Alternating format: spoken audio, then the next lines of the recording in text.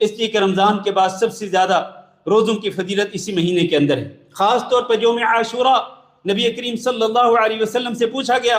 کہ یوم عاشوراء کے روزے کی فضیلت کیا ہے؟ نبی صلی اللہ علیہ وسلم نے فرمایا یکفر السنۃ الماضیہ، کہ یوم عاشوراء کا روزہ رکھنے سے پچھلے سال کے گناہ معاف ہو جاتے ہیں۔ تو ایک سال کے گناہوں کی معافی مل جاتی ہے انسان کو ایک دن کا روزہ رکھنے سے۔ اور یہ یوم عاشوراء آئندہ جمعرات کو آئے گا۔ اور یہ بات بھی یاد رہے کہ نبی کریم صلی اللہ علیہ وسلم یوم عاشوراء کا روزہ مکہ مکرمہ میں بھی رکھتے تھے، صحابہ کرام کو بھی حکم دیتے تھے۔ ہجرت کے بعد بھی نبی صلی اللہ علیہ وسلم مدینہ منورہ میں پہنچ کر یوم عاشوراء کا روزہ رکھتے تھے، صحابہ کرام کو اس کا حکم بھی دیتے تھے۔ لیکن جب ماہ رمضان کے روزوں کی فرضیت ہوئی تو آپ صلی اللہ علیہ وسلم نے اجازت دے دی کہ جو چاہے روزہ رکھ لے اور جو چاہے روزہ چھوڑ دے۔ اور پھر آخر میں، یعنی آپ صلی اللہ علیہ وسلم کی زندگی کے آخر میں جب آپ کو بتایا گیا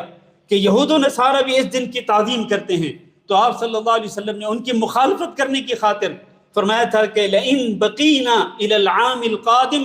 لَنَصُومَنَّ التَّاسِعَ، کہ اگر ہم آئندہ سال تک بھی زندہ رہے تو پھر ہم 9 محرم کا روزہ بھی رکھیں گے۔ اس حدیث کے راوی حضرت عبداللہ بن عباس رضی اللہ تعالیٰ عنہ، وہ یہ بیان کرتے ہیں، یہ حدیث نبی صلی اللہ علیہ وسلم سے سننے کے بعد وہ اس حدیث کا مفہوم بیان کرتے ہیں کہ خالف الیہود وصوموا اليوم التاسع والعاشر، کہ تم یہود کی مخالفت کرو اور تم 2 دن کے روزہ رکھا کرو، 9 محرم کا بھی روزہ رکھو اور 10 محرم کا بھی روزہ رکھو۔ جو لوگ یہ کہتے ہیں کہ نبی صلی اللہ علیہ وسلم کا یہ جو فرمان ہے کہ ہم اگلے سال تک رہے تو 9 محرم کا روزہ رکھیں گے، تو اب 10 کی بجائے 9 کا روزہ ہے، وہ بالکل غلط کہتے ہیں۔